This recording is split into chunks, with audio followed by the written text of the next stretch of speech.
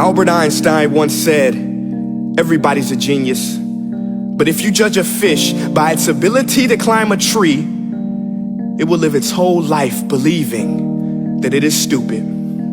Ladies and gentlemen of the jury, today on trial we have modern day schooling. Glad you could come. Not only does he make fish climb trees, but also makes them climb down and do a 10-mile run. Tell me, school, are you proud of the things you've done?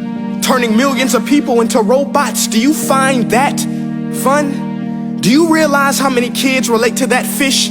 Swimming upstream in class, never finding their gifts, thinking they are stupid, believing they are useless? Well, the time has come, no more excuses. I call school to the stand and accuse him of killing creativity, individuality, and being intellectually abusive. He's an ancient institution that has outlived his usage. So, Your Honor, this concludes my opening statement, and if I may present the evidence of my case, I will prove it. Proceed. Exhibit A. Here's a modern day phone. Recognize it? Here's a phone from 150 years ago. Big difference, right? Stay with me. Here's a car from today, and here's a car from 150 years ago. Big difference, right? Well, get this. Here's a classroom of today, and here's a class we used 150 years ago. Now ain't that a shame? In literally more than a century, nothing has changed. Yet you claim to prepare students for the future? But with evidence like that, I must ask, do you prepare students for the future or the past? I did a background check on you and let the record show that you were made to train people to work in factories, which explains why you put students in straight rows, nice and neat, tell them sit still, raise your hand if you want to speak, give them a short break to eat, and for 8 hours a day, tell them what to think. Oh, and make them compete to get an A letter which determines product quality, hence grade A of meat.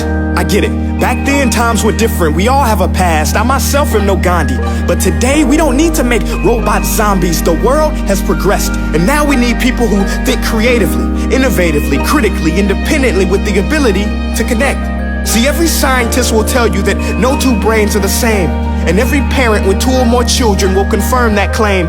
So please explain why you treat students like cookie cutter frames or snapback hats, giving them this one-size-fits-all crap. Watch your language. Sorry, Your Honor, but if a doctor prescribed the exact same medicine to all of his patients, the results will be tragic. So many people would get sick, yet when it comes to school, this is exactly what happens. This educational malpractice, where one teacher stands in front of 20 kids, each one having different strengths, different needs, different gifts, different dreams, and you teach the same thing the same way? That's horrific. Ladies and gentlemen, the defendant should not be acquitted. This may be one of the worst criminal offenses ever to be committed. And let's mention the way you treat your employees. Objection. Overruled. I want to hear this. It's a shame. I mean, teachers have the most important job on the planet, yet they're underpaid? No wonder so many students are short-changed. Let's be honest, teachers should earn just as much as doctors, because a doctor can do heart surgery and save the life of a kid, but a great teacher can reach the heart of that kid and allow him to truly live. See, teachers are heroes that often get blamed, but they're not the problem. They work in a system without many options or rights. Curriculums are created by policymakers, most of which have never taught a day in their life. Just obsessed with standardized tests. They think bubbling in a multiple choice question will determine success. That's outlandish. In fact, these tests are too cruel to be used and should be abandoned, but don't take my word for it. Take Frederick J. Kelly, the man who invented standardized testing, who said, and I quote, "These tests are too cruel to be used and should be abandoned." Ladies and gentlemen of the jury, if we continue down this road, the results will be lethal. I don't have much faith in school, but I do have faith in people. And if we can customize healthcare, cars, and Facebook pages, then it is our duty to do the same for education, to upgrade it, change it, do away with school spirit, because that's useless. Unless we're working to bring the spirit out of each and every student, that should be our task. No more Common Core. Instead, let's reach the core of every heart in every class. Sure, math is important, but no more than art or dance. Let's give every gift an equal chance. I know this sounds like a dream, but countries like Finland are doing impressive things. They have shorter school days, teachers make a decent wage, homework is non-existent, and they focus on collaboration instead of competition. But here's the kicker, boys and girls.